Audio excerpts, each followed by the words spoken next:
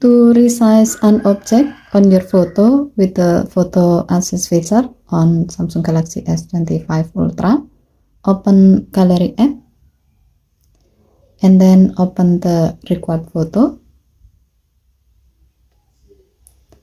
Tap the Photo Assist icon at the bottom of the screen. Next, long tap on the object you like to change its size. Drag one of the corner of the selected object outward or inward until it has the size that fits with your need. If needed, you can move the object so that it will look better with each new size.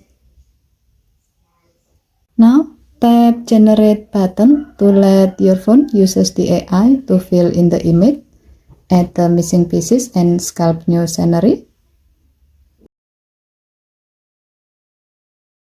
Once done, you can tap Save Copy to save the edited photo as a new photo. As you can see, the selected object has been resized. Okay, thank you for watching. Please help to like and subscribe. Have a nice day.